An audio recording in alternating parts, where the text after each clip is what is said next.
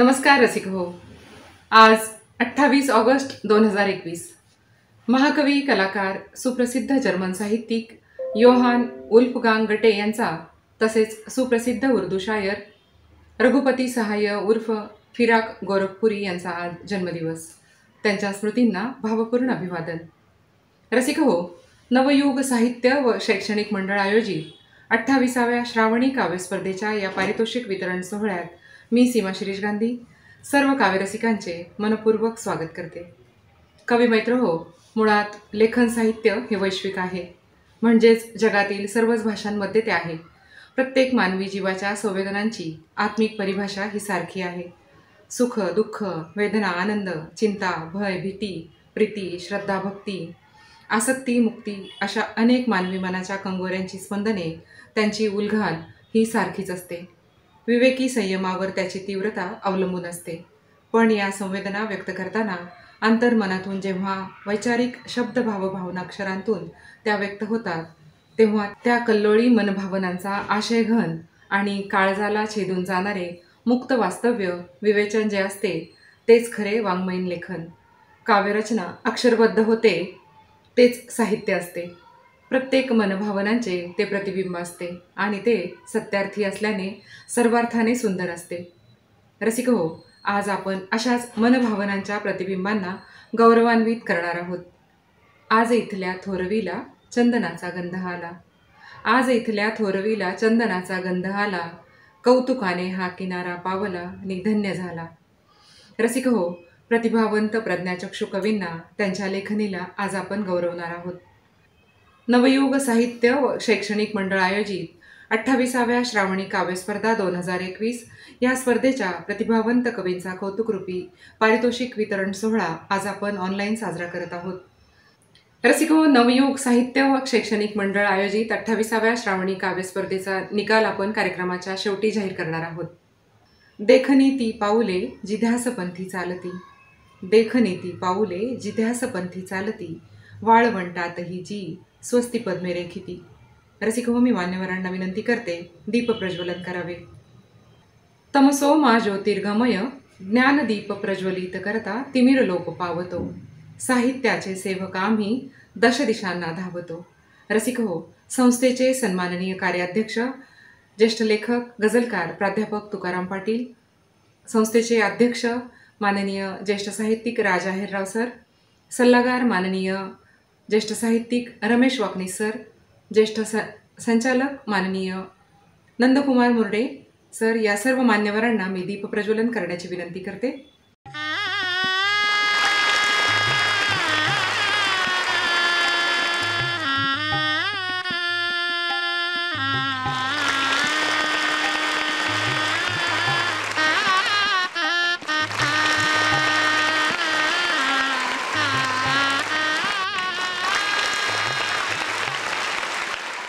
धन्यवाद, मान्यवरांचे आभार. रसिक हो, मी माननीय संपतराव शिंदे यांना प्रास्ताविक करण्यासाठी मंचावर आमंत्रित करते. येवलेसे रोप लाविले द्वारी, तयाचा वेलू गेला गगनावरी.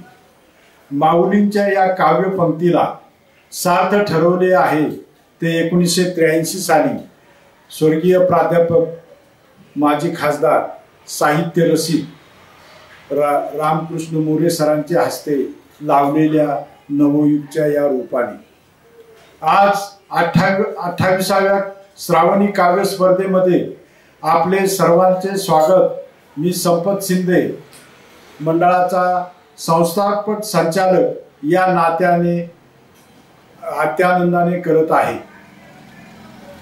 खरे तर बीजाला स्वतःला जमिनीत गाडून घेतल्याशिवाय अंकुर फुटत नाही आणि त्याचे निमित्त माननीय आर्यस कुमार साहेब यांचे माध्यमातून श्रीमान राज आहेरराव साहेब, वाकनीस सर आणि स्वर्गीय मनोहर लोंढे यांच्या मग झालेल्या परिचयातून त्या बीजाने स्वतःला गाडून घेतले आणि नवयुगला अंकुर फुटला.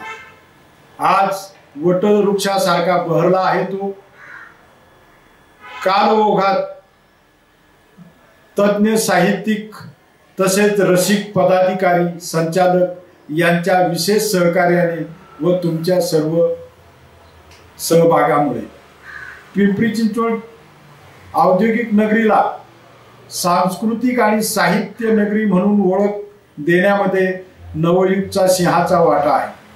अखिल भारतीय साहित्य संमेलनापेक्षाही 2018 साली मंडळाचे रौप्य महोत्सवी साहित्य संमेलन अतिशय दैदिप्यमान पद्धतीने साजरे करण्यात आले. श्रावणी काव्य स्पर्धा हा मंडळाचा आत्मा आहे आणि या स्पर्धा आम्ही कधी दुर्गा टेकडीच्या ठिकाणी श्रावणधारेमध्ये तर कधी बंदिस्त जागेमध्ये घेत आलेलो आहोत. जागतिक करोना महामारीमुळे गेल्या वर्षीप्रमाणे याही वर्षी नाईलाजास्तव आपणाला ऑनलाईन स्पर्धा घ्यावी लागत आहे. मंडळाच्या विविध उपक्रमांतर्गत श्रावणी काव्य स्पर्धा, नवोदित कवींना मार्गदर्शन, काव्य संग्रहाचे प्रकाशन, मार्गदर्शन तसेच प्रसंगी आर्थिक मदत आणि विशेष करून गझल कार्यशाळा ही घेतली जाते. दिवाळी सांज हा संगीत महोत्सव, त्याचप्रमाणे धुलीवंदनाचा हा रंगांचे ऐवजी फुलांची उधळण करून आम्ही साजरा करतो आणि वार्षिक एखादी सहलही काढत असतो. मंडळाचे कार्याध्यक्ष माननीय तुकाराम पाटील यांच्या अमृत महोत्सवानिमित्त साहित्य यात्री हे संमेलनही आम्ही भरवले होते. विशेष म्हणजे यावर्षी गुढीपाडव्याला 13 एप्रिल रोजी महिला संचलित भाव कवितेचे हा ई बुक प्रकाशन सोहळा नवागंध YouTube चे द्वारा सर्वांनी आपण पाहिला आहेच. महिला सबलीकरणाचा मंडळाचा हेतू या निमित्ताने आम्ही साध्य केलेला आहे. तन मन धनाने मंडळातील पदाधिकारी व संचालक सरस्वतीच्या सेवेत कार्यरत आहेत. चारोळी, पत्रलेखन या अशा विविध उपक्रमाचे व्हॉट्सअपच्या माध्यमातून आम्ही आपणापर्यंत पोहोचत आहोत. असो, आपण सर्वजण मंडळाचे हितचिंतक आहात. केवळ पुनराठवण म्हणून आपणाला सर्वांच्या या रूपरेषेची मी माहिती दिली. आपले सर्वांचे पुन्हा एकदा या ऑनलाईन श्रावणी काव्य स्पर्धेमध्ये हार्दिक हार्दिक स्वागत करतो आणि करोना महामारीमुळे ज्या साहित्यिकांना, करोना योद्ध्यांना व सामान्य नागरिकांना आपले प्राण गमवावे लागले त्या सर्वांचे प्रति आदरांजली, भावपूर्ण श्रद्धांजली व्यक्त करतो. जय हिंद. धन्यवाद. धन्यवाद सर, मनापासून आभार. रसिक हो, प्रतिवर्षीप्रमाणे यंदाही काव्यस्पर्धा आयोजित करण्यात आली होती. यात सहभागी होण्याचे आवाहन करण्यात आले होते. सुमारे 111 कवी कवयित्रींनी व्हिडिओ पाठवून यात आपला सहभाग नोंदवला होता. प्रत्यक्ष कार्यक्रम घेणे शक्य नसल्याने आपण नवागंध YouTubeच्या माध्यमातून या स्पर्धेचा निकाल जाहीर करत आहोत. नवयुग साहित्य व शैक्षणिक मंडळातर्फे नेहमीच नवनव्या उपक्रमांचे आयोजन करण्यात येते. अनेक लेखक कवींना, साहित्यिकांना, वाचकांना साहित्याची मेजवानी देण्यात, नवोदित कवींना प्रोत्साहन देण्यात नवयुग साहित्य व शैक्षणिक मंडळ नेहमीच अग्रेसर राहिले आहे. पाहूयात आत्तापर्यंतचा नवयुग साहित्य व शैक्षणिक मंडळाच्या कार्याचा प्रवास. या चित्रफितीच्या माध्यमातून आपण पाहूयात.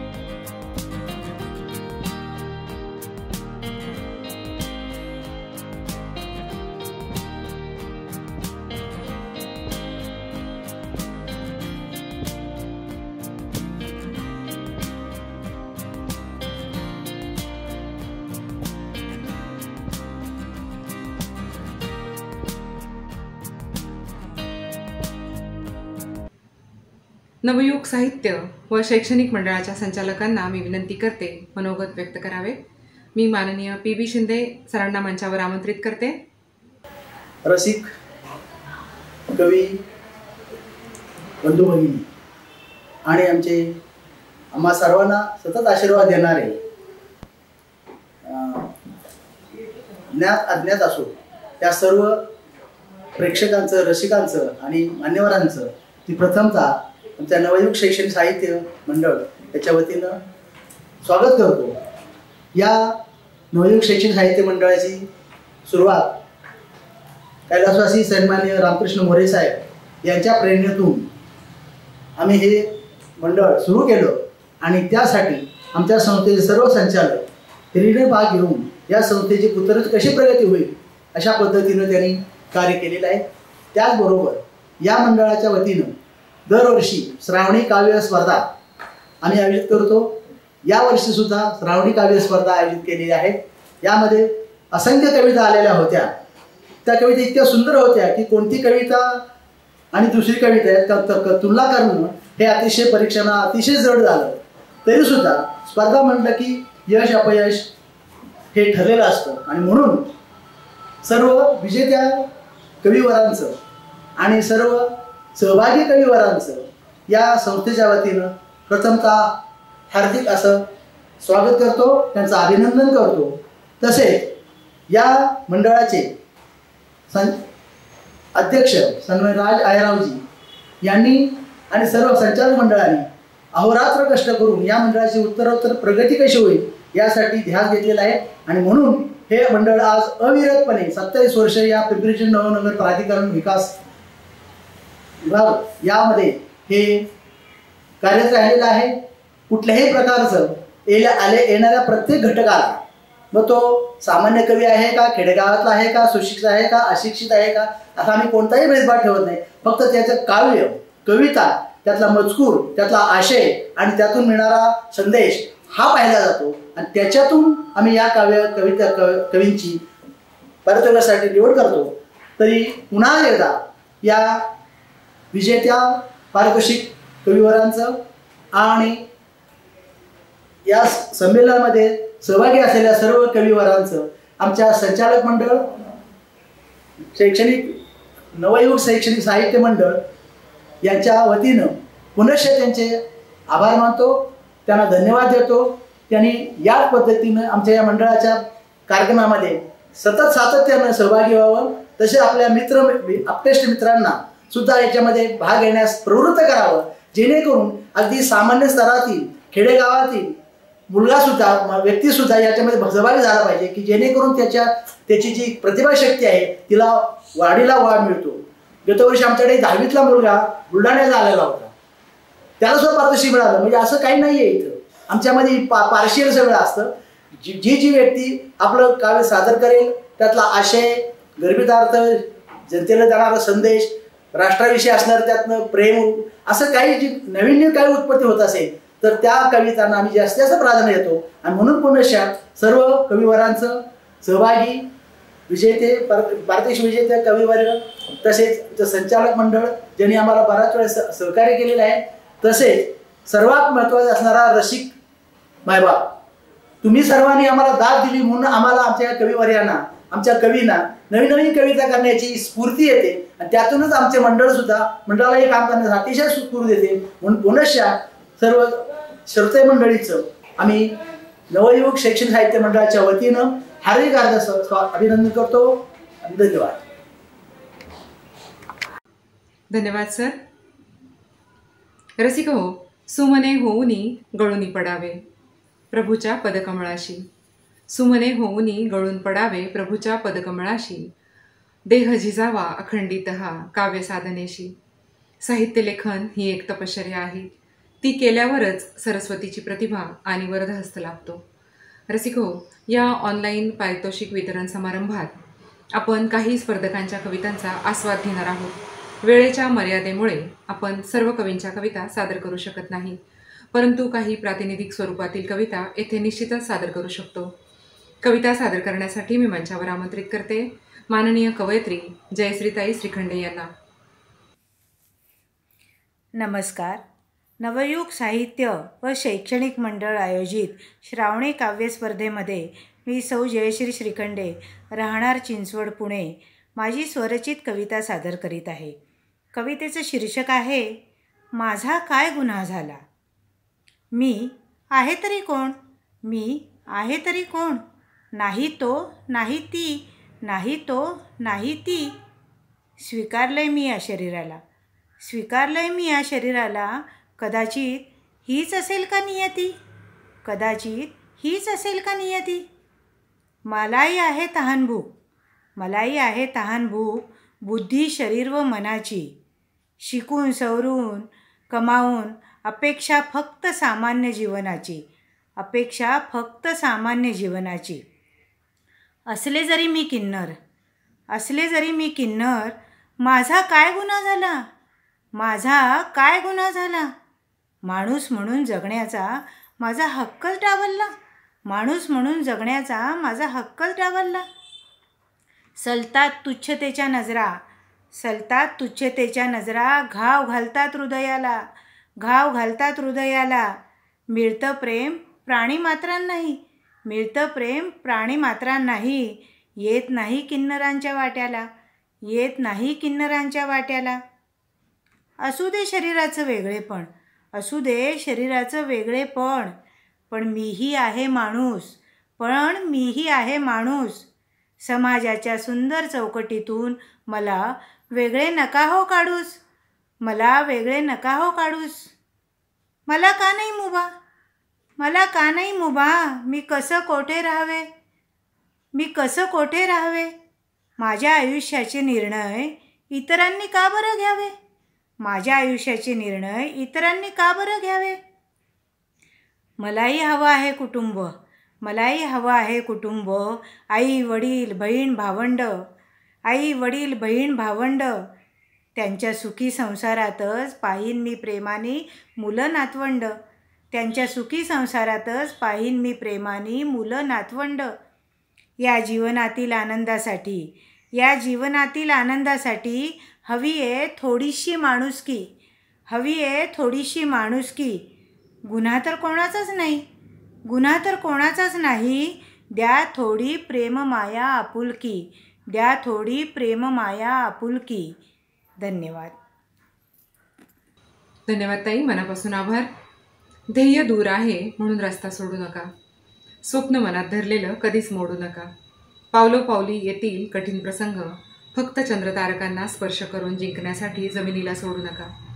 रसिको, नवयुग साहित्य व शैक्षणिक मंडळाचे सल्लागार माननीय ज्येष्ठ साहित्यिक रमेशजी वाकनिक सरांना मी मनोगत व्यक्त करण्यासाठी मंचावर आमंत्रित करते.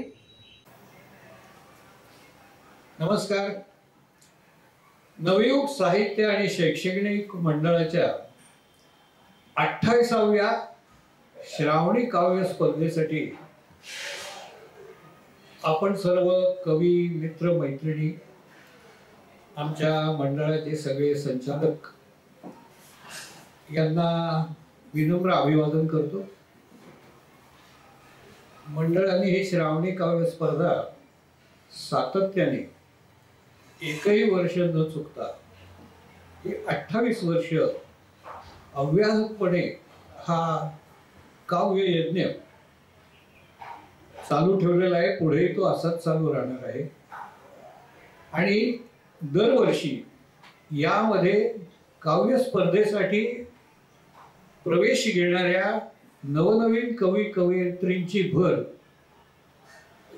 वेगानं पडत चाललेली आहे. गेल्या वर्षी असंच 100च्या आसपास स्पर्धकांनी भाग घेतला हिरिरीने. याही वर्षी जवळजवळ 110 कवींनी आपल्या कविता आमच्याकडे पाठवल्या. अतिशय आनंद होतो. आता थोडंसं या स्पर्धेला ज्या कवी कवयित्रींनी कविता पाठवलेल्या आहेत त्यांना थोडंसं मार्गदर्शन व्हावं की परीक्षक कुठल्या कुठल्या गोष्टीचा विचार करू शकतात, त्यावर थोडंसं बोलतोय मी. तर नीट लक्ष देऊन ऐका.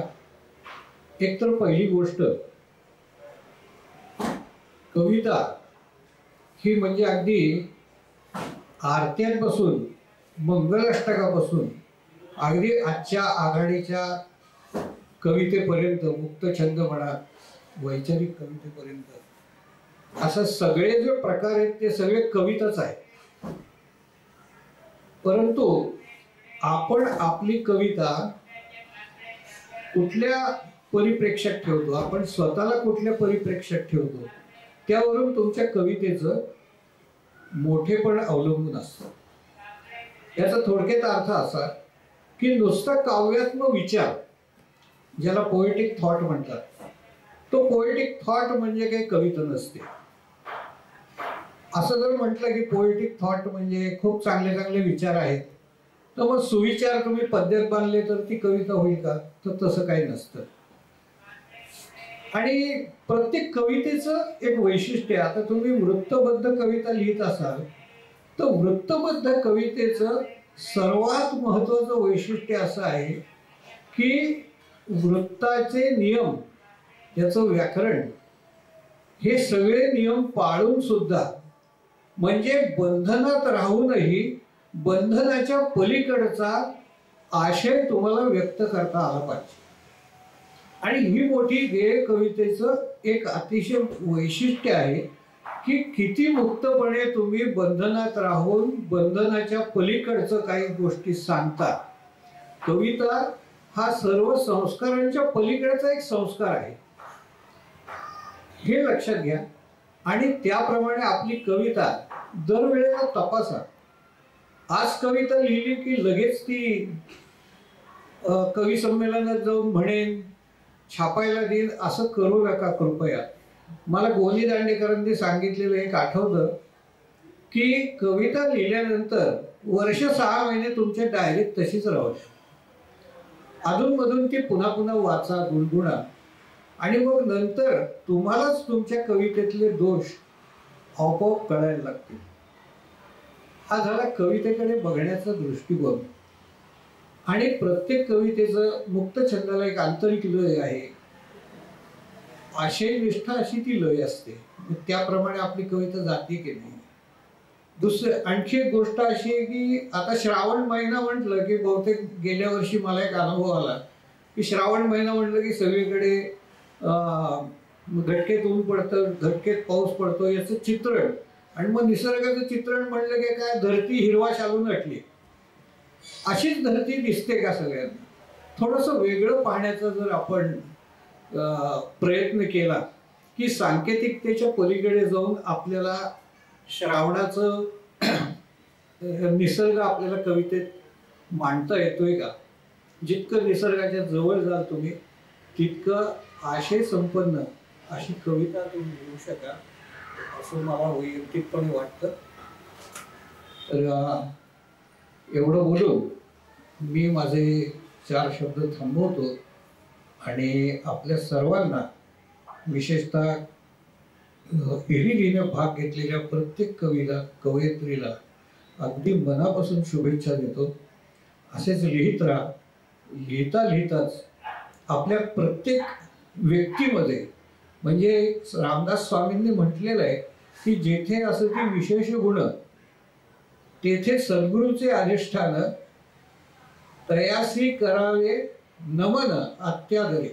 आपल्या प्रत्येकात एक असामान्य असं व्यक्तिमत्व, असा एक कवी दडलेला आहे. तो आपण कसा बाहेर काढतो?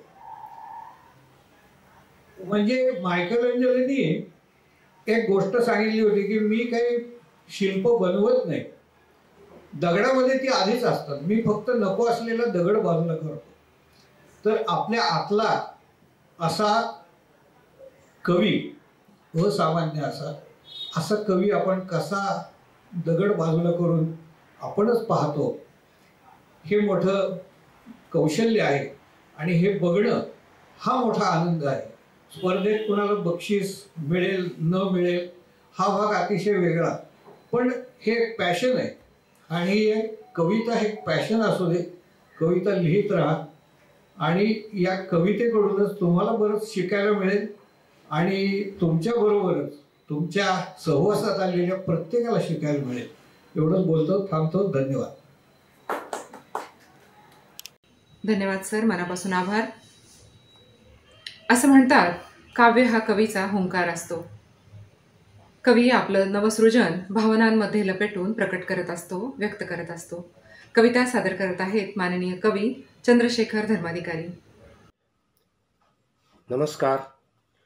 नवयुग साहित्य व शैक्षणिक मंडळाच्या वतीने आयोजित श्रावणी काव्य स्पर्धेमध्ये मी चंद्रशेखर धर्माधिकारी, वारजे, पुणे सहभागी होत आहे. माझी स्वरचित कविता मी सादर करतोय. कवितेचं शीर्षक श्रावण सरी. काळ्या कभिन्न मेघातुनी उपजे विद्युल्लता हा सरी, आषाढाला निरोप देऊनी बरसती श्रावण सरी. आषाढाला निरोप देऊनी बरसती श्रावण सरी. वृक्षलतेवरी पानोपानी जलबिंदूंची नक्षी, चिंब भिजूनी गीत खुशीचे गातसे पक्षी. फुलवित पिसारा मोर नाचतो, फुलवित पिसारा मोर नाचतो, टपटप तालावरी. आषाढाला निरोप देऊनी बरसती श्रावण सरी. आषाढाला निरोप देऊनी बरसती श्रावण सरी. शालू हिरवा परिधान करूनी सजली अवघी धरती.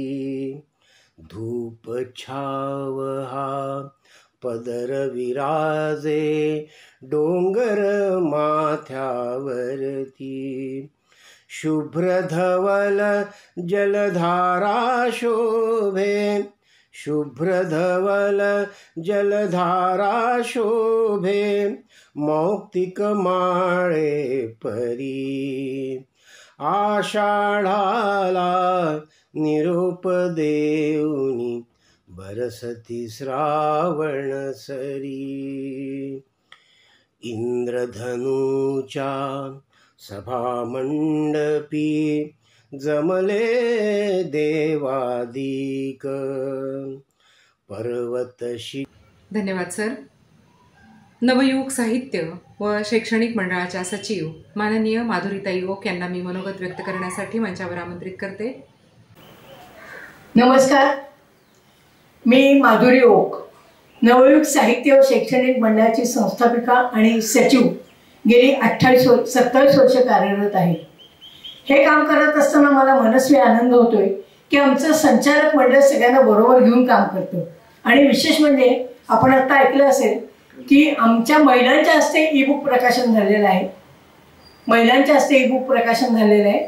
तेव्हा आमच्या संचालक मंडळावरील जे आमचे बंधू आहेत त्यांचं कौतुक करावं तेवढं थोडं आहे की त्याने आम्हाला महिलांना प्राधान्य दिलेलं आहे आणि खऱ्या अर्थाने महिला सबलीकरण केलेलं आहे. हे 27 वर्ष कार्यक्रम घेत असताना विशेष सांगायची बाब म्हणजे आमच्या मंडळाने कोणाकडूनही देणगी स्वरूपात किंवा प्रवेश फी स्वरूपात कोणतेही कार्य आम्ही केले नाही. आम्ही संचालक मंडळाने ठरवून आपापसात विचारविनिमय करून हे कार्यक्रम राबवलेले आहेत. आणि विशेष म्हणजे श्रावण महिना आला की कवींना वेळ लागतात की फोन यायला सुरू होतात, यावर्षी कविता स्पर्धा कधी आहेत. इतकं पिंपरी चिंचवड काय बाहेरच्या लोकांच्या सुद्धा मनात नवयुग साहित्य मंडळ ठसलेलं आहे आणि हे कार्यक्रम मनात बसलेले आहेत. अशा दृष्टीने आमचं नवयुग साहित्य शैक्षणिक मंडळ गेली 27 वर्ष कार्यरत आहे. अर्थात आपल्या सगळ्यांच्या सहकार्याने आणि शुभेच्छांमुळेच होत आहे आणि असंच सहकार्य आणि असेच आशीर्वाद आमच्या पाठीशी राहू दे. एवढं बोलते आणि थांबते. धन्यवाद. धन्यवाद ताई, मनापासून आभार. कविता सादर करत आहेत माननीय कवी निलेश शेंबेकर. नमस्कार. नवयुग साहित्य आणि शैक्षणिक मंडळ आयोजित श्रावणी काव्य स्पर्धेत मी निलेश शेंबेकर, राहणार चिंचवड, डांगे चौक, माझी एक रचना मी आपल्यासमोर सादर करतो. रचनेचं शीर्षक आहे उरेन मी. माणसामधला माणूस होऊन जरा म्हणतो जगेन मी. माणसामधला माणूस होऊन जरा म्हणतो जगेन मी. थोडं थोडं कुठेतरी जगात या उरेन मी. शिवारातलं बीज होऊन नव्यानं मी रुजून येईन. शिवारातलं बीज होऊन नव्यानं मी रुजून येईन. घाम मोल जाणून घामाचं पदरात म्हणतो दान देईन. पाऊस होऊन बळीसाठी हवा तसाच पडेन मी. आणि माणसामधला माणूस होऊन जरा म्हणतो जगेन मी. आंधळ्याची होईन काठी, पांगळ्याचे होईन पाय. आंधळ्याची होईन काठी, पांगळ्याचे होईन पाय. दुःखितांना आधार देत होईन म्हणतो त्यांची माय. आयुष्यातील काही क्षण थोडा बहुत झिजेन मी. आयुष्यातील काही क्षण थोडा बहुत झिजेन मी. आणि माणसामधला माणूस होऊन जरा म्हणतो जगेन मी. रोग्यांची मी करेन सेवा, होईन म्हणतो दाई. रोग्यांची मी करेन सेवा, होईन म्हणतो दाई. प्राणाहूनही मुलं जपते, तशीच त्यांची होऊन आई. माणसामधल्या माणुसकीला डॉक्टर होऊन जपेन मी. आणि माणसामधला माणूस होऊन जरा म्हणतो जगेन मी. भक्तांसाठी बाहेर येईन गाभाऱ्याकडे करून पाठ. भक्तांसाठी बाहेर येईन गाभाऱ्याकडे करून पाठ. जाणून घेईन सुख दुःख जरा करून वाकडी वाट. वारकऱ्यांच्या वारीमध्ये मळा होऊन फुलेन मी. वारकऱ्यांच्या वारीमध्ये मळा होऊन फुलेन मी. आणि माणसामधला माणूस होऊन जरा म्हणतो जगेन मी. देश सेवा घडत राहील जरी आला कितीही ताण. देश सेवा घडत राहील जरी आला कितीही ताण. सैनिकाच्या भात्यामधला होईन म्हणतो एक बाण. आणि आलं संकट झेलून घेईन, ढाल होऊन लढेन मी. आणि माणसामधला माणूस होऊन जरा म्हणतो जगेन मी. माणसामधला माणूस होऊन जरा म्हणतो जगेन मी. अन्यायाला फोडीन वाचा, मिळवीन न्याय हक्क. अन्यायाला फोडीन वाचा, मिळवीन न्याय हक्क. कडक शासन आणीन म्हणेन वचन माझं पक्क. समाजाचं ऋण असं सेवक होऊन फेडेन मी. समाजाचं ऋण असं सेवक होऊन फेडेन मी. आणि माणसामधला माणूस होऊन जरा म्हणतो जगेन मी. माणसामधल्या माणसामध्ये चंदनाचे यावे गुण. माणसामधल्या माणसामध्ये चंदनाचे यावे गुण. झिजून झिजून संपले तरी मिटत नाही त्याची खूण. कुपी होऊन मानवतेची सुगंध रूपी उरेन मी. कुपी होऊन मानवतेची सुगंध रूपी उरेन मी. आणि माणसामधला माणूस होऊन जरा म्हणतो जगेन मी. माणसामधला माणूस होऊन जरा म्हणतो जगेन मी. थोडं थोडं कुठेतरी जगात या उरेन मी. थोडं थोडं कुठेतरी जगात या उरेन मी. धन्यवाद. धन्यवाद सर. नवयुग साहित्य व शैक्षणिक मंडळाचे सन्माननीय सदस्य, माननीय ज्येष्ठ साहित्यिक नंदकुमार मुर्डे सरांना मी मनोगत व्यक्त करण्यासाठी मंचावर आमंत्रित करते. नमस्कार, मी नंदकुमार मुर्डे, नवयुग साहित्य आणि शैक्षणिक मंडळाचा एक विनम्र कार्यकर्ता. सतेज तर रसदार बीज स्वप्न पाहतं वटवृक्ष होण्याचं, सुंदर फुलांनी वातावरण सुगंधित करण्याचं, पक्ष्यांसाठी खरं, पाणथस्तासाठी छाया आणि सर्वांसाठी पौष्टिक फळे बहाल करण्याचं. तसेच छान फांद्या असाव्यात, काही वेळी अंगावर सरसराव्यात आणि मुख्य म्हणजे योग्य ठिकाणी रुजणाऱ्या सकस पारंब्या असाव्यात. बस आणि हे सारं स्वप्न उराशी बाळगून नवयुगचे बीज या साहित्य सुगंधी मातीत रुजलं आहे आणि आपली स्वप्न साकार होताना पाहत आहे. नवयुग नुसती स्वप्न पाहत नाही तर स्वप्न जगत आहे. यासाठी अर्थातच नवनव्या उपक्रमांचं सातत्य, योग्य नियोजनाची बैठक, सकारात्मक विचारांचा राजमार्ग चोखाळत आपण प्रवास करीत आहोत. या सर्वात ऊर्जा प्रदान करणारी बाब म्हणजे रसिक, सुजाण आणि साहित्यप्रेमी मंडळींचा प्रचंड प्रतिसाद. आज या कवी संमेलनाच्या कार्यक्रमासाठी मी सर्वांना शुभेच्छा देतो. धन्यवाद, खूप खूप धन्यवाद. धन्यवाद सर. कविता सादर करत आहेत माननीय कवयित्री सुरेखा कुंभार. नवयुग साहित्य व शैक्षणिक संस्थेच्या वतीने आयोजित श्रावणी काव्य स्पर्धेमध्ये मी सौ सुरेखा सुरेश कुंभार, राहणार कोल्हापूर, सहभागी होत आहे. माझ्या कवितेचं नाव आहे स्वर्गात पण कर्फ्यू आहे. कोरोना आलाय, संकट आलंय, कोरोना आलाय, संकट आलंय म्हणून किती रे करतोस धावा. अरे स्वर्गात सुद्धा कर्फ्यू आहे, समजून घे न भावा. अरे स्वर्गात सुद्धा कर्फ्यू आहे, समजून घे न भावा. कंटाळा आलाय, कंटाळा आलाय म्हणे तुम्हाला घरी बसून बसून. आमच्या इथं पण इंद्रदेवानं लावलाय 100% लॉकडाऊन. आता राधेच्या आग्रहाखातर वाजवीत बसलोय पावा. अरे स्वर्गात सुद्धा लॉकडाऊन आहे, समजून घे न भावा. स्वर्गात सुद्धा कर्फ्यू आहे, समजून घे न भावा. 12 तास तुमच्या हातात असतो अँड्रॉइड मोबाईल. बरं आहे तुमचं. 12 तास हातात तुमच्या असतो अँड्रॉइड मोबाईल. मूवी, गाणी, गेम, चॅटिंगची जमते तुमची मैफिल. इथं मात्र वैतागून पोरं म्हणतायत एक साधा टीव्ही तरी आणून लावा. स्वर्गात सुद्धा कर्फ्यू आहे, समजून घे न भावा. स्वर्गात सुद्धा कर्फ्यू आहे, समजून घे न भावा. हवं तेव्हा पिझ्झा बर्गरचं पार्सल खाताय मागवून. आमच्या मात्र जिभेची चव गेलीये तेच खाऊन. आरती नाही, अभिषेक नाही, आरती अभिषेक नैवेद्य नाही. जसा पर्यटका वाचून सुना गोवा. अरे स्वर्गात सुद्धा कर्फ्यू आहे, समजून घे ना भावा. जाणं झालं ना माहेरी बायकोचं आणि चुकली माझी ट्रीप. जाणं झालं ना माहेरी बायकोचं आणि चुकली माझी ट्रीप. तुझ्यासारखाच वच्चा मी पण महालात बसलोय चिडीचीप. नाही रे वच्चा येऊ शकत, नाही रे भक्ता येऊ शकत. कितीही कर माझा धावा. अरे स्वर्गात सुद्धा कर्फ्यू आहे, समजून घे ना भावा. कामवाली झालीये बंद, कामवाली झालीये बंद आणि कामाचा वाढलाय व्याप. पृथ्वीवरच्या नवऱ्यांचा आदर्श दाखवून इथं बायकोनं केलाय डोक्याला ताप. काम चुकवण्यासाठी बरं का, काम चुकवण्यासाठी किती बी हुशारी केली तरी चालत नाही इथं गनिमी कावा. आणि स्वर्गात सुद्धा लॉकडाऊन आहे, समजून घे न भावा. स्वर्गात सुद्धा कर्फ्यू आहे, समजून घे न भावा. Stay at home, break the chain, हाच तुला सल्ला खास. Stay at home, break the chain, हाच तुला सल्ला खास. कारण ट्रान्सपोर्टसाठी फक्त यमराजालाच मिळालाय परमिट पास. कारण ट्रान्सपोर्टसाठी फक्त यमराजालाच मिळालाय परमिट पास.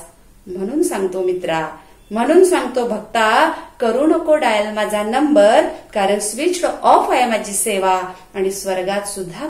धन्यवाद ताई. रसिक हो, माननीय साहित्यिक, सुप्रसिद्ध निवेदक राजेंद्रजी घावटे सरांना मी मंचावर आमंत्रित करते. मी सरांना विनंती करते मनोगत व्यक्त करावे. हॅलो, नमस्कार. मी राजेंद्र गावटे. साहित्य सेवा आणि साहित्य संस्कृती वृद्धिंगत करण्यासाठी कार्यरत असणारं नवयुग साहित्य आणि शैक्षणिक मंडळ, या मंडळाने गेल्या 25 वर्षामध्ये आपला रौप्य महोत्सव साजरा करत असताना अनेक उपक्रम राबवलेले आहेत. आणि त्या उपक्रमापैकीच एक असणारं ही श्रावणी काव्य स्पर्धा. खरं म्हणजे श्रावण महिना हा सर्वांना हवाहवासा असणारा महिना. निसर्गामधलं धुंद वातावरण, श्रावणातल्या श्रावणधारा आणि दवबिंदूंचा सडा, त्याचप्रमाणे ऊन पावसाचा लपंडाव आणि या लपंडावामध्ये येणाऱ्या श्रावण सरी खऱ्या अर्थाने मनाला अतिशय उल्हासित करतात. हर्षोल्लासाचा हा महिना आहे. हिरवाईने नटलेली सृष्टी आणि हिरवी शाल पांघरलेली ही सृष्टी पाहिल्यानंतर खरोखरच मन प्रसन्न होतं.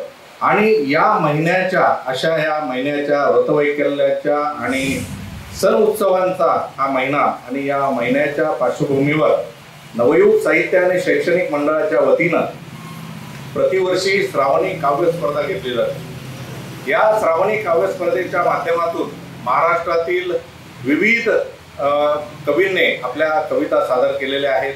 त्यातून अनेक जण दिग्गज कवी झालेले आहेत. त्यांनी अनेक व्यासपीठं गाजवलेली आहेत. यावर्षी ही काव्य स्पर्धा आपण आयोजित केलेली आहे. खरं म्हणजे हा दृकश्राव्य स्वरूपामध्ये हा उपक्रम आपण यावर्षी घेत आहोत. गतवर्षी अशाच पद्धतीने घेतलेला होता. कोरोनाच्या पार्श्वभूमीवर हा दृकश्राव्य पद्धतीने आपल्याला हा उपक्रम घ्यावा लागत आहे. यावर्षी काव्य स्पर्धेला उदंड प्रतिसाद मिळाला. केवळ महाराष्ट्र किंवा बृहन महाराष्ट्रातच नव्हे तर संपूर्ण जगभरातून 7 समुद्रापार असणाऱ्या आपल्या मराठी बांधवांकडून आणि भगिनींकडून कविता प्राप्त झाल्या. अतिशय उत्कृष्ट पद्धतीने सादरीकरण केलेल्या या कविता, खरं म्हणजे सर्वच कविता या मैफिलीमध्ये आपण सादर करू शकत नाही, पण त्यातल्या काही निवडक कविता अतिशय उच्च स्वरूपाच्या अशा कविता आहे. या सर्व कवितांचा आपण सर्वजण आस्वाद घेणार आहोत. या काव्य स्पर्धेच्या निमित्तानं सर्वजण आपण सहभागी झाला. आपल्या सर्वांचं या उपक्रमामध्ये मी स्वागत करतो आणि या श्रावण मासाच्या निमित्तानं आणि श्रावण मासाच्या नंतर येणाऱ्या दीपोत्सवाच्या निमित्तानं आपल्या सर्वांना शुभेच्छा देतो. ही साहित्य सेवा आपण करत आहोत. ही साहित्य सेवा आणि साहित्य संस्कृती वृद्धिंगत व्हावी अशा पद्धतीची मनोकामना व्यक्त करतो आणि आपल्या सर्वांना दीर्घायुष्य लाभो आणि या करोनाच्या संकटातून आपण सर्वजण लवकरात लवकर बाहेर पडो आणि प्रत्यक्ष अशा पद्धतीचा कार्यक्रम घेण्याचा योग येवो अशी मी या ठिकाणी प्रभूचरणी प्रार्थना करतो आणि थांबतो. धन्यवाद. जय हिंद, जय महाराष्ट्र. धन्यवाद सर. कविता सादर करत आहेत माननीय कवी नितीन शिंदे. नमस्कार. नवयुग साहित्य व शैक्षणिक मंडळाच्या वतीने आयोजित श्रावणी काव्य स्पर्धेत मी नितीन गणपत शिंदे, राहणार धायरी, पुणे, माझी स्वरचित रचना काहीच नाही आपले इथे ही सादर करतो. काहीच नाही आपले इथे हेच खरे दुखणे आहे. काहीच नाही आपले इथे हेच खरे दुखणे आहे. श्वाससुद्धा घेतलेले काळाकडून उसणे आहे. ज्याला त्याला वाटत असते माझे असावे अंबर सारे. ज्याला त्याला वाटत असते माझे असावे अंबर सारे. मर्जीनुसार झुकून फिरावे गुलाम माझे होऊ नवारे. पान आपण झाडावरचे, पान आपण झाडावरचे, कधीतरी गळणे आहे. श्वाससुद्धा घेतलेले काळाकडून उसणे आहे. आतमध्ये प्रत्येकाच्या लपून असतो एक चोर. आतमध्ये प्रत्येकाच्या लपून असतो एक चोर. टपून असतो एक कावळा संधी शोधत बनून मोर. नियतीकडून घर आपले, नियतीकडून घर आपले, कधीतरी लुटणे आहे. श्वाससुद्धा घेतलेले काळाकडून उसणे आहे. हवे ते मिळत नाही, मिळते ते रुचत नाही. हवे ते मिळत नाही, मिळते ते रुचत नाही. दुःखच काय, दुःखच काय, सुखसुद्धा कुणालाही पचत नाही. सूर्य जरी झालो तरी, सूर्य जरी झालो तरी, कधीतरी ढळणे आहे. श्वाससुद्धा घेतलेले काळाकडून उसणे आहे. गंमत भारी आयुष्याची कळून सुद्धा वळत नाही. गंमत भारी आयुष्याची कळून सुद्धा वळत नाही. जिंकणाऱ्या सिकंदरासही हरणे काही टळत नाही. जिंकणाऱ्या सिकंदरासही हरणे काही टळत नाही. तारा होऊन चमकलो तरी एक दिवस निखळणे आहे. श्वाससुद्धा घेतलेले काळाकडून उसणे आहे. किती खेळलो खेळ तरी, किती खेळलो खेळ तरी आपल्या हातात डाव नाही. किती खेळलो खेळ तरी आपल्या हातात डाव नाही. स्मशानाच्या दारावरती राजालाही भाव नाही. स्मशानाच्या दारावरती राजालाही भाव नाही. देहाचे या राज्याखेर, देहाचे या राज्याखेर सरणावरती जळणे आहे. श्वाससुद्धा घेतलेले काळाकडून उसणे आहे. श्वाससुद्धा घेतलेले काळाकडून उसणे आहे. धन्यवाद. धन्यवाद सर. माननीय गझलकार अशोकजी कोठारी यांना मी मनोगत व्यक्त करण्याची विनंती करते. नमस्कार रसिक जन हो. नवयुग साहित्य शैक्षणिक व सांस्कृतिक मंडळाच्या आमच्या मंडळास 27 वर्ष पूर्ण झालेली आहेत. हे सांगण्यास आम्हाला मनापासून आनंद होत आहे. या मंडळाचे संस्थापक अध्यक्ष, कवी, गझलकार, चित्रकार, कथाकार श्री राजजी अहिरराव दरवर्षी श्रावणी काव्य स्पर्धा, होळीच्या वेळी विनोदी कविता व दिवाळीच्या वेळी भक्तिगीते स्पर्धेत घेतात. चांगल्या कवींना, साहित्यिकांना पारितोषिक देऊन त्यांचा सत्कार केला जातो. त्यामुळे त्यांना नवीन काही लिहिण्याची प्रेरणा मिळते. यावर्षी श्रावणी काव्य स्पर्धेस 110 कवींनी सहभाग घेतला होता. अशीच उत्तरोत्तर साहित्य सेवा घडवून ही सरस्वती देवतेस प्रार्थना करतो. आपला स्नेहांकित अशोक कोठारी, मंडळाचा खजिनदार. नमस्कार. धन्यवाद सर. कविता सादर करत आहेत माननीय कवयित्री अरुंधती वैद्य. नमस्कार. नवयुग साहित्य व शैक्षणिक मंडळ वतीने आयोजित श्रावणी काव्य स्पर्धेमध्ये मी सौ अरुंधती वैद्य, राहणार बावधन, पुणे, माझी स्वरचित कविता गौरवगान राष्ट्रध्वजाचे ही आपल्यापुढे गाऊन सादर करीत आहे. जय जय राष्ट्रध्वजा, जय हे राष्ट्रध्वजा, तिरंगा प्रणाम जय हो, प्रणाम जय हो, प्रणाम जय हो, प्रणाम जय हो. तू कारण चैतन्याचे, नवसंजीवन सामर्थ्याचे, तू दिगंत फडकत राहासी, बलस्थान तू भारतीयांचे. प्रणाम जय हो, प्रणाम जय हो.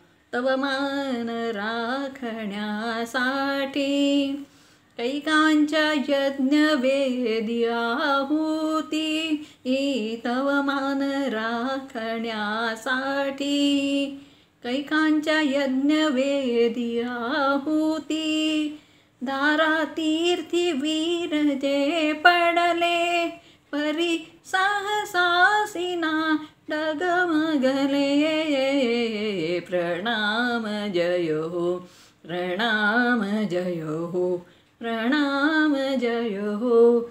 बलिदाने सिद्ध हो ज्यांच्या, प्रीती आपुली माय भूवरची. बलिदाने सिद्ध हो ज्याच्या, प्रीती आपुली माय भूवरची. गर्वाने फडकत राहो ही शान उभ्या देशाची. प्रणाम जय हो, प्रणाम जय हो. बलशाली राष्ट्र हे हो, ही मनीषा भारतीयांची. बलशाली राष्ट्र हे हो, ही मनीषा भारतीयांची.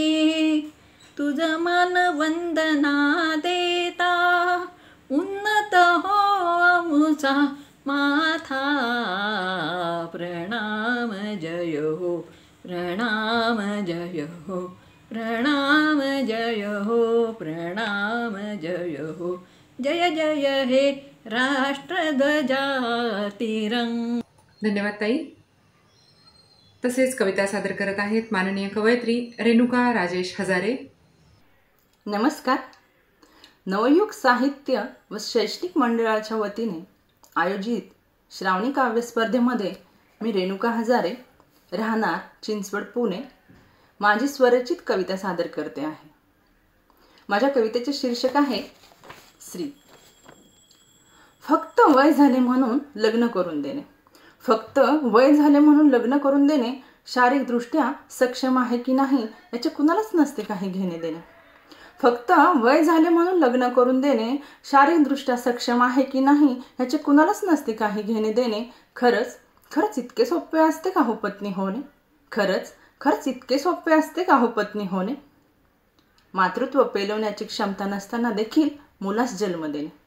मातृत्व पेलवण्याची क्षमता नसताना देखील मुलास जन्म देणे मानसिकदृष्ट्या सक्षम आहे की नाही याचे कुणालाच नसते काही घेणे देणे.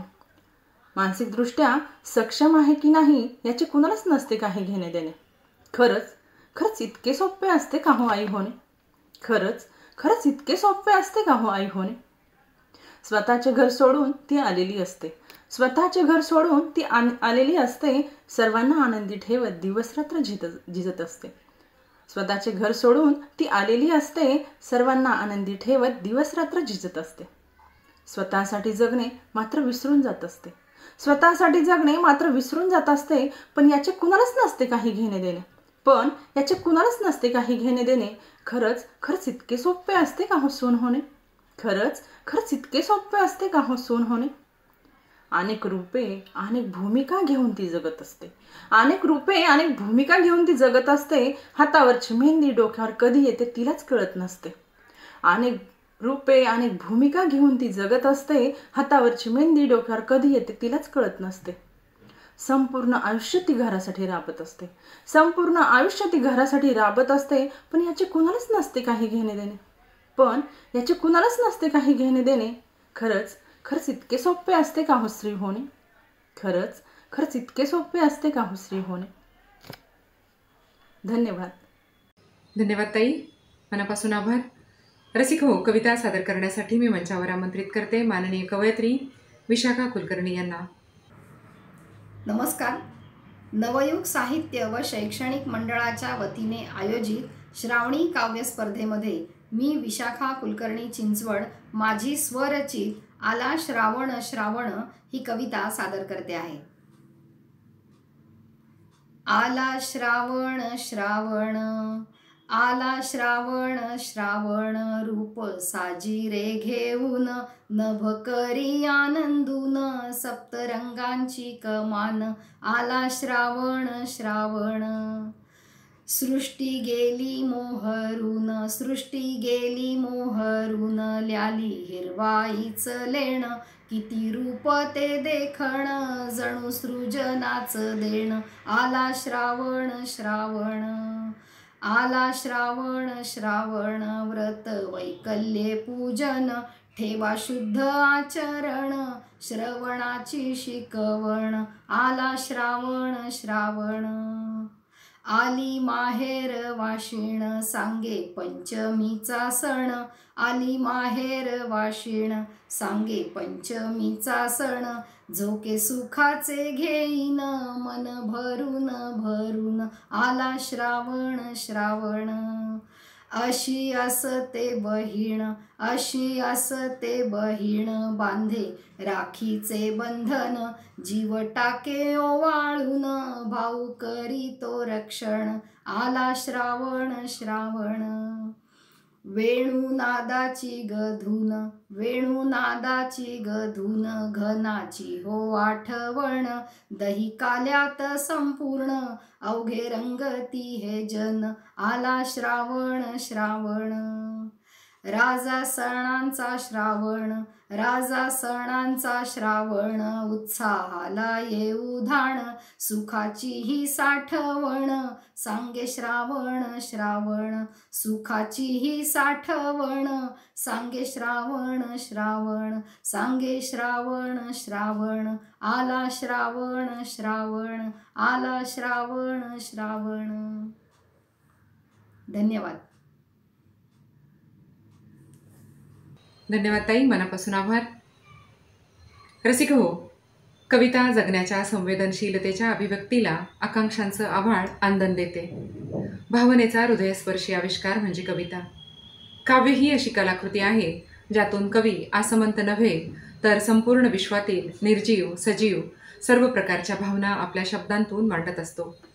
प्रेम असो की त्याची भावना असो, की नदी समुद्राच्या निखळ नाते असो, कवितेत शब्दांच्या संगतीत तो असे काही जोडतो की सप्तरंगी इंद्रधनू विविधांगी रूपाने रेखाटलं जातं. रसिक हो, नवयुग साहित्य व शैक्षणिक मंडळ आयोजित 28व्या श्रावणी काव्यस्पर्धा 2021 या स्पर्धेच्या सन्माननीय परीक्षकांना मी विनंती करते आपले मनोगत व्यक्त करावे. या स्पर्धेसाठी सन्माननीय परीक्षक म्हणून लाभले आहेत माननीय अश्विनीताई कुलकर्णी, माननीय विनायक गुहेसर, सखी माधुरी विधाटे. मी सर्व परीक्षकांना विनंती करते आपले मनोगत व्यक्त करावे. नमस्कार, मी अश्विनी चिंतामणी कुलकर्णी. नवयुग साहित्य आणि शैक्षणिक मंडळामध्ये मी सहसचिव या पदावर काम करते. नवयुग साहित्य आणि शैक्षणिक मंडळ जवळजवळ 28 वर्षांपासून श्रावणी काव्यस्पर्धा हा काव्यस्पर्धांचा कार्यक्रम आयोजित करतोय आणि त्याला दरवर्षीचा जो आपला सहभाग असतो कवींचा तो वाढतच चाललेला आहे. आणि यावर्षी तर अगदी सर्वोच्च कविता आम्हाला मिळालेल्या आहेत. त्याच्यामध्ये श्रावणी काव्य स्पर्धेच्या स्वरूपात जवळजवळ 110 कवींनी यावर्षी श्रावणी काव्य स्पर्धेत सहभाग नोंदवलेला आहे. सगळ्याच कविता खरं तर चांगल्या आहेत, खूप छान आहेत काही काही कविता, पण त्यातल्या काही ज्या कविता आहेत त्यांच्यामध्ये थोड्याफार काही ज्या गल्लत झाल्या असतील किंवा सुधारणा असतील त्या कवींना कळतीलच कशा काय करायच्या त्या. श्रावणी काव्य स्पर्धेमध्ये ह्या वर्षी मला परीक्षण करण्याची संधी मिळाली आणि ती आम्ही व्यवस्थित पार पाडली असं आम्हाला तरी वाटतंय. कवींनी ज्या कविता ह्याच्यामध्ये स्पर्धेसाठी पाठवलेल्या आहेत त्यात खरं तर असं आहे की पहिले जी आपण कविता ऐकायला सुरुवात करतो त्यावेळेस पहिल्या काही सेकंदातच आपल्याला कळतं की पुढे कवीला काय म्हणायचं आहे, त्यांचा त्या कवितेद्वारे काय संदेश असेल तो आपण लगेच आपल्याला कळून जातं काय आहे ते. याशिवाय मी ज्येष्ठ नागरिक जे आहेत त्यांच्या कवितांचं विशेषतः कौतुक करीन. म्हणजे खरं तर मी खूप लहान आहे त्यांच्यापेक्षा, पण त्यांनी जे काही विचार त्यातनं मांडलेले आहेत ते खरोखर खूप सुंदर आहेत. एका कवींनी तर आपण आयुष्यभर जे कष्ट केलेले आहेत त्या कष्टातनं आता आपण मोकळे झालेलो आहोत आणि आता आपण आपल्यासाठी जगूया असा त्यांनी संदेश मांडलेला आहे. इतकं छान वाटलं ना ते ऐकून खरं तर की आपण बरेचदा म्हणतो की नाही बाबा मला हे जमत नाही, मला ते जमत नाही, घरी हे काम आहे ते काम आहे, पण त्यांच्या दृष्टीने विचार केला तर त्यांनी इतकं छान सहजगत्या त्या कवितेतून आपलं म्हणणं काय ते मांडलंय. किमान आपण त्याचा थोडाफार तरी आपल्या ह्याच्यात उपयोग केला तर आपलंही आयुष्य जे पुढचं असेल ते खूप छान आपल्याला जगता येईल म्हणा असं म्हणूया आपण.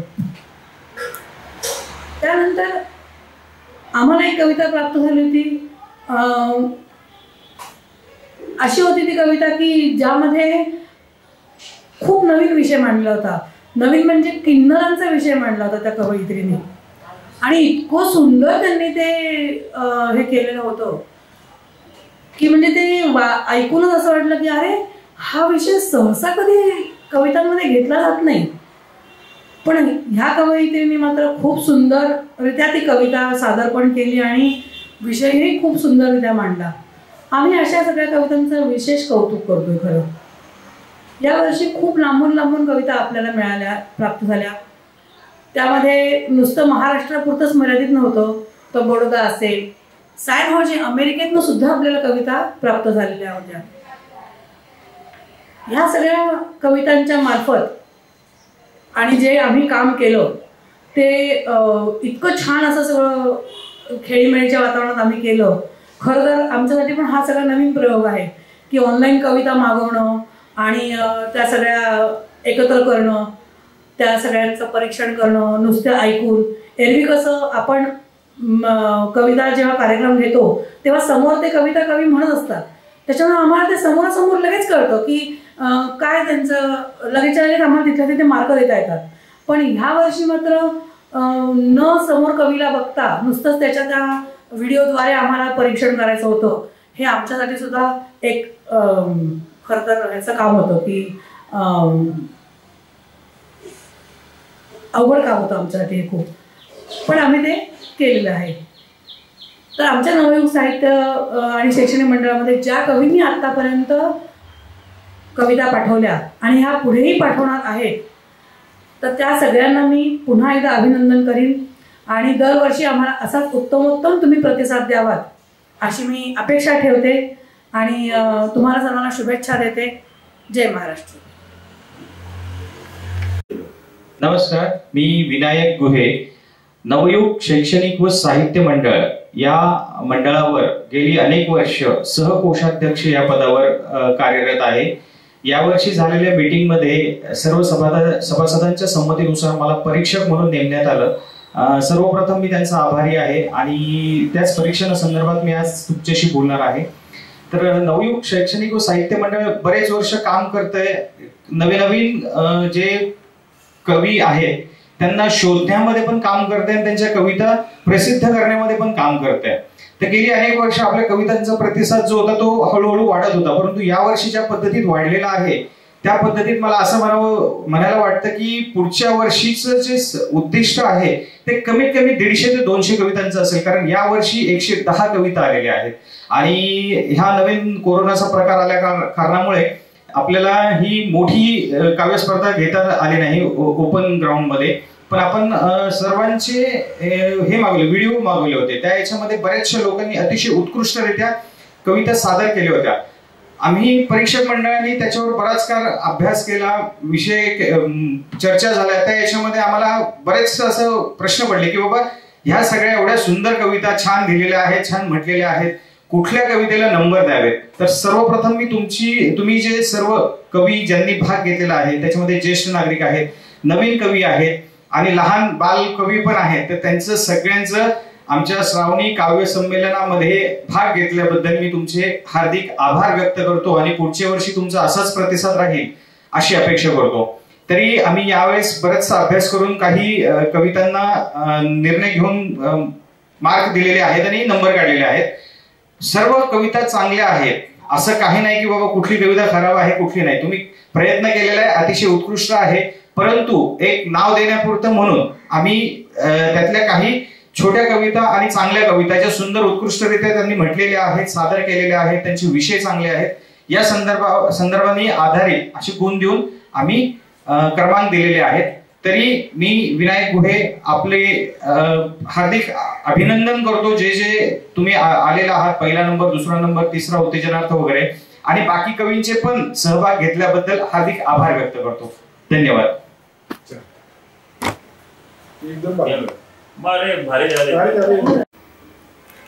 नमस्कार, मी सौ माधुरी विधाटे, नवयुग साहित्य आणि शैक्षणिक साहित्य मंडळातर्फे सातत्याने श्रावणी काव्य स्पर्धांचे आयोजन करण्यात येते. गेले 27 वर्ष या काव्य स्पर्धांचे आयोजन आपण करतो आणि मागील वर्षीपासून कोरोनाच्या या संकटामुळे आपण या स्पर्धा ऑनलाईन घेत आहोत. तर या स्पर्धेचे परीक्षण करण्याचे बहुमान मला लाभला म्हणून मी मंडळाचे आभार मानते. या ऑनलाईन स्पर्धेला अतिशय उत्तम असा प्रतिसाद आपल्याला लाभला आणि फक्त महाराष्ट्रातूनच नव्हे तर महाराष्ट्राच्या बाहेरून देखील, इतर राज्यातून आणि परदेशातून देखील आपल्याला कवितांच्या सादरीकरणाच्या अनेक क्लिप इथे मिळाल्या आणि भरभरून असा प्रतिसाद असा लाभला, हे सांगायला मला अतिशय आनंद वाटत आहे.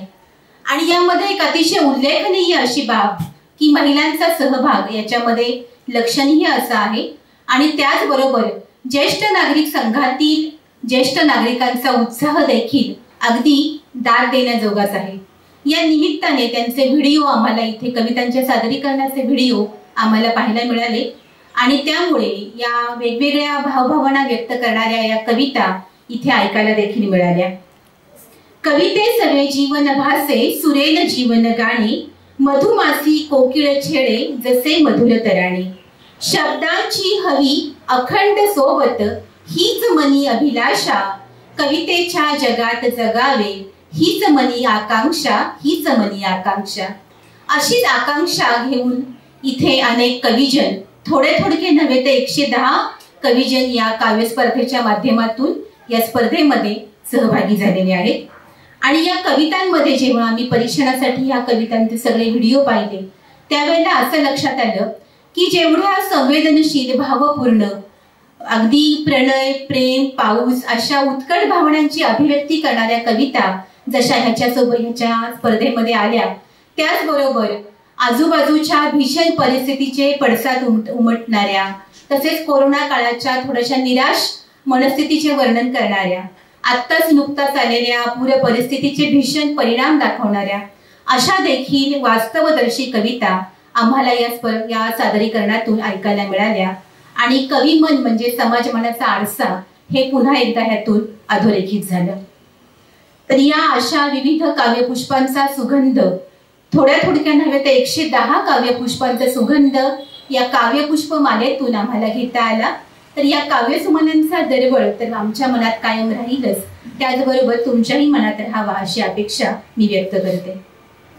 जेव्हा या कार्यक्रमाचे काव्य स्पर्धेचे परीक्षण करण्याचा मुद्दा आला तेव्हा या इतक्या उत्कृष्ट कविता आम्हाला आल्या होत्या की याच्यामध्ये काही बालकवी देखील आहेत, ज्येष्ठ कवी आहेत आणि नवोदित कवी आहेत. तर अशा सगळ्यांमधून उत्कृष्ट त्याची निवड करताना काही निकष लावावे असे आम्ही सर्वानुमते ठरवले आणि आमच्या परीक्षण मंडळातर्फे कवितेचा विषय आणि आशय याला प्रत्येकी 10 गुण, कवितेची परिणामकारकता याला 10 गुण आणि कवितेचे सादरीकरण याला 10 गुण असे एकूण 30 गुण आम्ही ह्या काव्य स्पर्धेसाठी निकष म्हणून लावले आणि मग यातून या कवितांची उत्कृष्ट कवितांची निवड आम्हाला करणे सोपे गेले.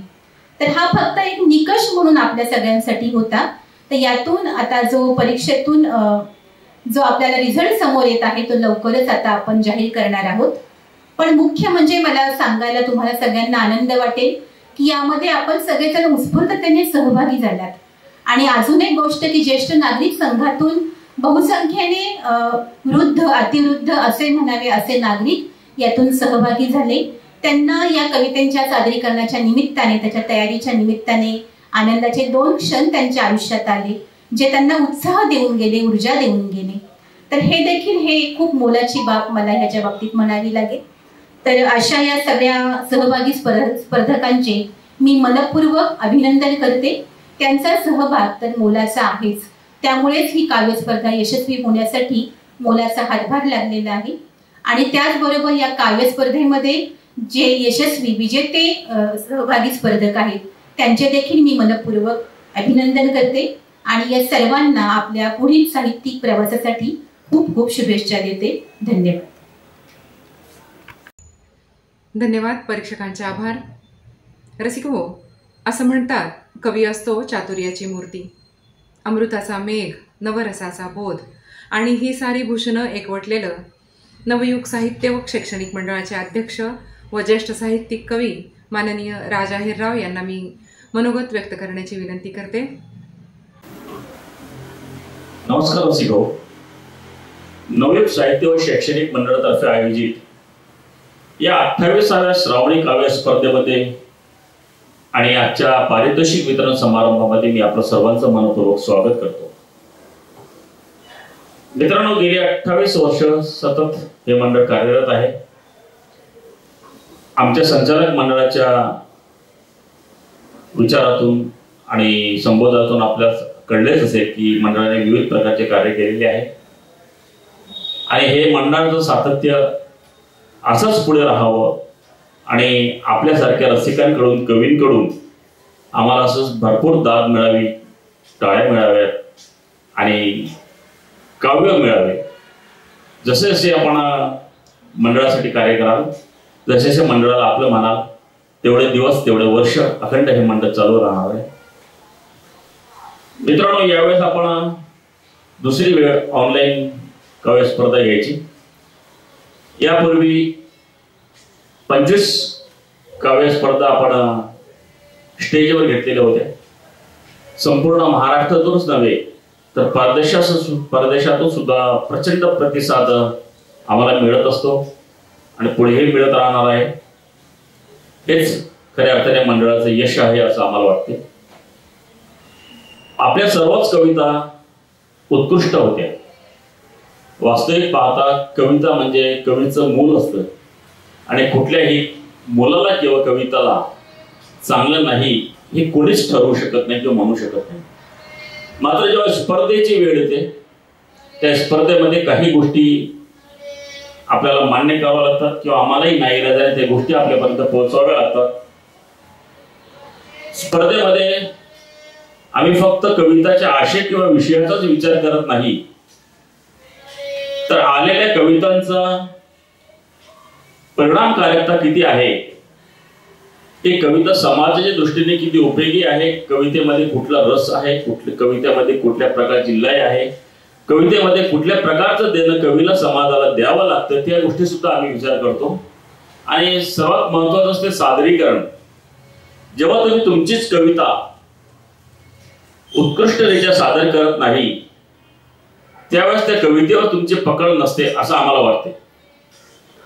ज्या पद्धतीने तुम्ही कविता सादर करताय, ज्या प्रमाणे कवितेमध्ये आशय आणि विषय असतो आणि ज्याप्रमाणे कवितेमध्ये एक परिणामकारकता असते, या तिन्ही गोष्टीला आम्ही एक मार्क ठरवलेले असते. उदाहरण म्हणजे 10-10 मार्क आम्ही प्रत्येकाला दिलेले असते. एखादी कविता खूप सुंदर असते, तिला जास्त मार्क जाते, मात्र सादरीकरणात मार्क कमी होतात. एखाद्याचं सादरीकरण खूप सुंदर असते, मात्र परिणामकारकता जी आहे ती कमी होते. तर अशा पद्धतीने एक सरासरी आम्ही मार्क काढत असतो आणि कवितेला आम्ही पारितोषिक विजेते घोषित करत असतो. मित्रांनो, 5 मान्यवर कवींना आम्ही यावेळेस पारितोषिक विजेते ठरवलेले आहे. शिवाय 2 एक विशेष पारितोषिक आम्ही ठेवलेलं आहे. त्यामध्ये आम्ही त्यांना पोस्टाने कवितांचे आणि कथांचे पुस्तक पाठवणार, एक सेट पाठवणार आहे पुस्तकांचा, ज्याची किंमत राहणार 300 रुपये. शिवाय जे काही प्रथम, द्वितीय, तृतीय आणि उत्तेजनार्थ जे कवी आहेत त्या प्रथम क्रमांकाला 1000 रुपये रोख आम्ही पाठवणार आहोत. दुसऱ्या क्रमांकाला 750 रुपये पाठवणार आहोत. तिसऱ्या क्रमांकाला 500 रुपये आम्ही पाठवणार आहोत. आणि जे काही 2 उत्तेजनार्थ आहेत त्यांना 300 रुपये आम्ही पाठवणार आहोत. आणि मी सांगितल्याप्रमाणे जे विशेष कविता आम्हाला भावल्या, ज्या मात्र स्पर्धेत ठरू शकला नाही, मात्र त्यामध्ये एक परिणामकारकता आम्हाला खूप चांगली जाणवली, त्या 2 कवींना आम्ही पुस्तक रूपाने सप्रेमभेट पाठवणार आहोत. मी कवींचं नाव इथे काही घेणार नाहीये. आता आपल्याला स्क्रीनवर त्याचे सन्मानपत्रच दिसेल. अनुक्रमणिकेप्रमाणे सन्मानपत्र टीव्हीवर जाहीर करण्यात येईल. आणि मला अशी आशा आहे की आपण सर्व कवी ते प्रमाणपत्र बघून निश्चितच घरातल्या घरात का होईना टाळ्या वाजून अंत्यकरणपूर्वक त्या कवीचं आपण कौतुक करावं. कवितेबद्दल मला जास्त बोलायचं नाहीये, पण थोडक्यात मी आपल्याला सांगू शकतो की आम्ही मंडळातर्फे गझल कार्यशाळा, कवितांची कार्यशाळा, कथाची कार्यशाळा आणि उर्दू गझल याची पण कार्यशाळा आम्ही आयोजित अनेक वेळा केलेली आहे. आणि त्यातून अनेक कवी सुद्धा निर्माण झालेले आहे. वास्तविकपणे कविता म्हणजे काय यावर अनेक मान्यवरांनी आपापले मत मांडलेलं आहे. मी माझ्या मताप्रमाणे कवितेची एक व्याख्या केलेली आहे की सामान्याच्या अंतःकरणात असामान्य भाव निर्माण करणाऱ्या काव्यात्मक ओळींना कविता म्हणतात. हे जर तुम्ही लक्षात ठेवलं, सामान्य आणि असामान्य, सामान्याच्या अंतःकरणात असामान्य भाव निर्माण करणाऱ्या काव्यात्मक ओळींना कविता म्हणतात. आणि हे जर तुम्हाला साध्य झालं तर निश्चित तुमची कविता एक उत्कृष्ट दर्जाची कविता होईल. कवितेचा जन्म पण एक वेगळ्या पद्धतीने होत असतो मित्रांनो. कधीही बसलं आणि कागदावर लिहत बसलं त्याला कविता ते होत नाही. मात्र कविताच्या जन्माला एक वेळ असते, एक काळ असते. सात्विक वेळी सात्विक विचाराने आणि सात्विक शब्द जेव्हा कागदावर उतरतात त्यावेळेस एक सात्विक कवितेचा जन्म होतो. तर आपल्याला ती आयुष्यामधली एक वेळ असते, एक काळ असतो जेव्हा आपल्याला कोणीतरी कविता सुचवतं. मी तर शेवटपर्यंत असंच म्हणेल की कवी कविता कधी लिहितच नाही, त्याला कुठली तरी एक अज्ञात शक्ती त्याला कविता लिहिण्यासाठी भाग पडते. कदाचित तुमच्यापैकी बऱ्याच जणांना आठवत असेल किंवा आता लक्षात सुद्धा येईल तुमच्या की कधीतरी तुम्हाला कवितेच्या ओळी हे सुचतात.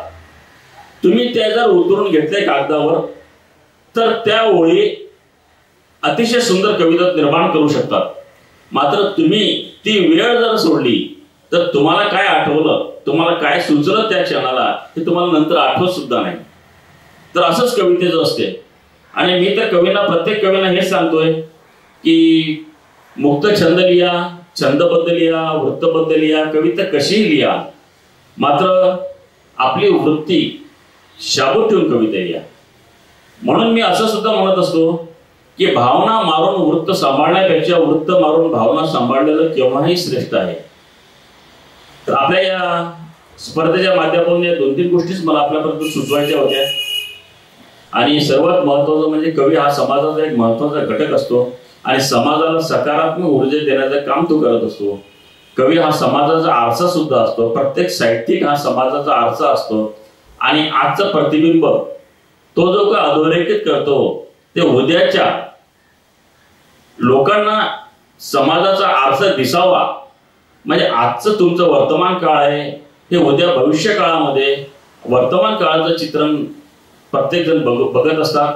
आणि बहुतेक वेळा समाजाचं मागचं चित्रण बघण्यासाठी लिखित जे काही साहित्य आहे, जे काही लिखित स्वरूपामध्ये लिखाण केलेलं आहे त्याच्यावर जास्त विचार करण्यात येतो.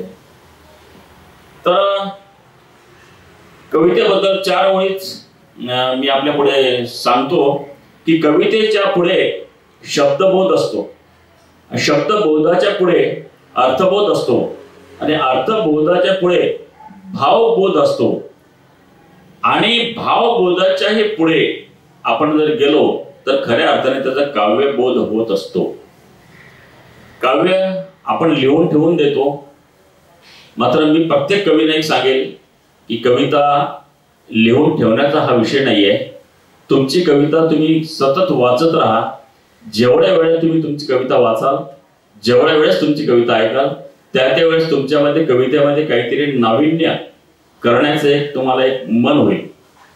शेवटी काय, आपली मुलगी आपण किती सजवायची हे आपण ठरवायचं असते. अतिरिक्त अलंकार सुद्धा घातक ठरू शकतात किंवा काहीही अलंकार न घालणे हे सुद्धा एक साधेपणा ठरू शकतो. तर आपण जेवढे काही त्या अनुसरून अलंकार, रस, वृत्ती ह्या ज्या काय आहे, जे गोष्टी कविताचे जे ग्रामर आहे पूर्ण, आता इथे सांगण्यासारखा एवढा वेळ नाहीये. परत कधीतरी आपण जेव्हा कवितेची कार्यशाळा घेऊ त्या माध्यमातून आपण तुमच्यापर्यंत या सगळ्या गोष्टी आणू. तर आपली कविता, आपण कवितेवर प्रेम करा, आपल्या भावभावनांवर प्रेम करा आणि विशेष म्हणजे कविता आपण सादर करताना सर्वात पहिले म्हणजे आपली कविता ही आपली आहे, आपली श्रेष्ठ आहे आणि आपण आपल्या पद्धतीने सादर करायची एक शैली निर्माण करा. शैली ही फार महत्वाचा भाग आहे. प्रत्येक जणांची एक वेगळी शैली असते आणि शैलीमुळेच कविता दीर्घायुष्य होत असते. तर आता याच्यानंतर जे काही पारितोषिक प्राप्त 5 कवी आहेत आणि 2 विशेष पारितोषिक ज्यांना देण्यात आले आहे असे 7 कवीचे सन्मानपत्र आपल्याला स्क्रीनवर बघायला मिळेल आणि आजच सायंकाळी आपल्याला ऑनलाईन पेमेंट सुद्धा करण्यात येईल. तर मी या 5ही कवींना असं विनंती करेल की आपण आपला फोन नंबर, जर फोन पे किंवा गुगल पे असला तर त्याप्रमाणे आम्हाला कळवावं, त्याच्यावर आपल्याला पेमेंट आम्ही करू. शिवाय ज्यांना जे विशेष पारितोषिक ज्यांना दिले आहे, ज्यांना पुस्तकाचा संच देण्यात येणार आहे, त्यांनी आपला पोस्टल ऍड्रेस आम्हाला याच ऍप आपण जो व्हॉट्सअपवर जो तयार केलेला ग्रुप आहे त्या ग्रुपवर टाकावा आणि आपण 2-3 दिवसानंतर जे काही हा जो ग्रुप तयार केलेला आहे हा आपण बंद करू आणि परत पुढच्या वर्षाच्या श्रावणीसाठी सज्ज होऊया. त्यापूर्वी आमची एक धुळवड होळीच्या दिवशी एक विनोदी कवितांची एक मैफिल असते, आपल्याला सांगितलेलंच आहे यापूर्वी. शिवाय दिवाळीमध्ये एक भक्तिगीतांचा कार्यक्रम असतो आणि वर्षातून 2 ते 3 वेळा आपण कार्यशाळा सुद्धा घेत असतो. तर मित्रांनो, परत पारितोषिक विजेते कवींचं मी मनापूर्वक अभिनंदन करतो आणि ज्यांना पारितोषिक मिळालं नाही त्यांचं मी डबल अभिनंदन करतो. कारण काहींना पारितोषिक मिळालं नाही म्हणून काहींना पारितोषिक मिळत असतं, हे मात्र लक्षात ठेवा. तुमची कविता कुठेही कमी नव्हती, मात्र हे जे आम्ही 3 गोष्टी तुम्हाला सांगितलेल्या आहेत हे तुम्ही कायम लक्षात ठेवा. जेव्हा ऑनलाईन तुम्ही कविता पाठवाल तेव्हा कवितेचा आशय, विषय, परिणामकारकता आणि सादरीकरण हे तुमचं कसं आहे यावर सगळं अवलंबून आहे. मला खूप आश्चर्य वाटलं यावेळी की 18 वर्षापासून 81 वर्षापर्यंतच्या या कवींनी आमच्यापर्यंत कविता पाठवलेल्या होत्या. वास्तविक सर्वच कविता पारितोषिक प्राप्त आहे. माझ्या व्यक्तिगत अंतःकरणातून तरी सर्व कविता पारितोषिक प्राप्त आहे. मात्र प्रत्येक गोष्टीला एक नियम असतं आणि त्या नियमाला अनुसरून आपल्याला कधीतरी काम करावं लागतं. तर एवढंच मी या प्रसंगी सांगेल आणि पुढच्या श्रावणीमध्ये जाहिरात येऊ न येऊ, आता आपल्याकडे जो व्हॉट्सअपचा नंबर आहे त्या नंबरवर तुम्ही कविता 1 महिना अगोदर पाठवायला सुरुवात करा. एवढंच या प्रसंगी सांगतो. पुन्हा एकदा पारितोषिक प्राप्त कवींना मनापासून शुभेच्छा देतो. पुढच्या त्यांच्या काव्यात्मक वाटचालीला शुभेच्छा देतो आणि 110च्या 110 संपूर्ण कवींना मी मनापासून शुभेच्छा देतो. असंच लिहित राहा, लिहित राहा, लिहित राहा. धन्यवाद. जय हिंद, जय महाराष्ट्र. धन्यवाद सर. काव्यात्मक कौशल्य ज्यांचे ठाई त्यांनी साकारली शब्दांची नवलाई. काव्यात्मक कौशल्य ज्यांचे ठाई त्यांनी साकारली शब्दांची नवलाई. अशी शब्दांची नवलाई आपल्या गझलेतून काव्यातून साकारणारे माननीय ज्येष्ठ साहित्यिक गझलकार माननीय तुकाराम पाटील सरांना मी आभार व्यक्त करण्यासाठी मंचावर आमंत्रित करते. नमस्कार मंडळी.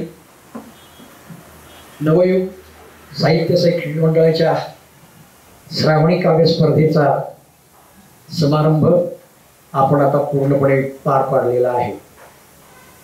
प्रामुख्यानं शेवटची अत्यंत महत्त्वाची बाब म्हणजे आभार प्रदर्शन, आणि ते आपले आभार मानण्यासाठी म्हणून मी आपल्या समोर उभा आहे. आमच्या मंडळाने घेतलेल्या श्रावणी काव्य स्पर्धेमध्ये देश परदेश इथून 110 लोकांनी सहभाग घेतला. परीक्षण करत असताना परीक्षकांची फार मोठी तिरपीट उडाली.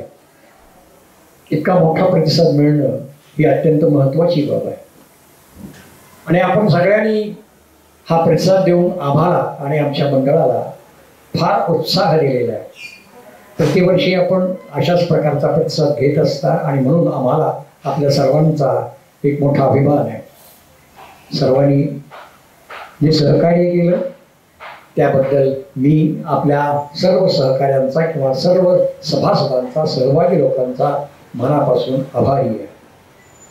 अशीच श्रद्धा, अशीच आस्था आपण आमच्या मंडळाविषयी निश्चितपणे दाखवावी ही आपल्या सगळ्यांना नम्र विनंती.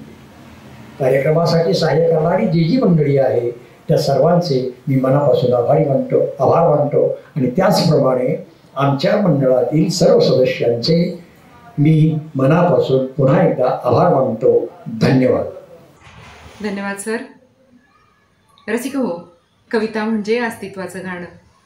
स्वतःच आपली राख उधळीत जाणं हेच अस्तित्वाचं गाणं गाणाऱ्या कवींसाठी ह्या अशा काव्यस्पर्धा म्हणजे एक पर्वणीच असते. रसिकांना आपल्या शब्दांची जादू दाखवण्याची ती एक सुवर्णसंधीच असते. रसिक हो, आपला अधिक वेळ न घेता सर्व स्पर्धक ज्याची आतुरतेनं वाट पाहत आहेत त्या नवयुग साहित्य व शैक्षणिक मंडळ आयोजित 28व्या श्रावणी काव्यस्पर्धेचा निकाल आपण आता जाहीर करत आहोत. विशेष प्रावीण्य मिळवले आहे माननीय कवयित्री सौ अरुंधती वैद्य यांनी. मनपूर्वक अभिनंदन. विशेष प्रावीण्य मिळवले आहे रेणुका राजेश हजारे यांनी. मनपूर्वक अभिनंदन. तसेच विशेष प्रावीण्य मिळवले आहे विशाखा कुलकर्णी. मनपूर्वक अभिनंदन. रसिक हो, उत्तेजनार्थ क्रमांकाचे मानकरी आहेत माननीय कवी नितीन शिंदे. मनपूर्वक अभिनंदन. उत्तेजनार्थ क्रमांक पटकावला आहे माननीय कवयित्री सुरेखा कुंभार यांनी. मनपूर्वक अभिनंदन. तसेच तृतीय स्थानाचे मानकरी आहेत माननीय कवी गझलकार निलेश शेंबेकर सर. मनपूर्वक अभिनंदन. द्वितीय क्रमांकाचे मानकरी आहेत माननीय कवी चंद्रशेखर धर्माधिकारी. मनपूर्वक अभिनंदन. रसिक हो, प्रथम क्रमांकाच्या मानकरी आहेत ज्येष्ठ कवयित्री माननीय जयश्रीताई श्रीखंडे. मनपूर्वक अभिनंदन. सर्व विजेत्यांचे मनपूर्वक अभिनंदन आणि पुढील वाटचालीसाठी खूप खूप शुभेच्छा. पुन्हा एकदा काव्यस्पर्धेतील विजेत्यांचे मनपूर्वक अभिनंदन आणि खूप खूप शुभेच्छा. विजेत्यांनी आपला गुगल पे अथवा फोन नंबर द्यावा. तसेच पोस्टाने प्रमाणपत्र पाठवण्यासाठी आपला पूर्ण पत्ता देण्याची विनंती नवयुग शैक्षणिक व साहित्य मंडळाच्या वतीने केली आहे. पहिल्या 5 विजेत्यांना अनुक्रमे प्रथम क्रमांकाला 1000 रुपये रोख, द्वितीय क्रमांक 700 रुपये रोख, तृतीय क्रमांक 500 रुपये रोख, उत्तेजनार्थ बक्षीस आहे 300 रुपये रोख. बक्षिसाची रक्कम विजेत्यांच्या अकाउंट नंबरवर जमा करण्यात येईल. विशेष प्रावीण्य मिळवलेल्या स्पर्धकांना काव्यसंग्रह आणि प्रमाणपत्रे देण्यात येणार आहे. सर्व सहभागी 111 स्पर्धकांना डिजिटल प्रमाणपत्रे ग्रुपवर दिली जातील. सर्व विजेत्यांचे आणि सर्व सहभागींचे पुन्हा एकदा मनपूर्वक अभिनंदन आणि खूप खूप शुभेच्छा. नवयुग साहित्य व शैक्षणिक मंडळ आयोजित 28व्या श्रावणी काव्यस्पर्धेच्या पारितोषिक वितरणाचा समारंभ येथेच संपल्याचे मी जाहीर करते. जय हिंद, जय भारत.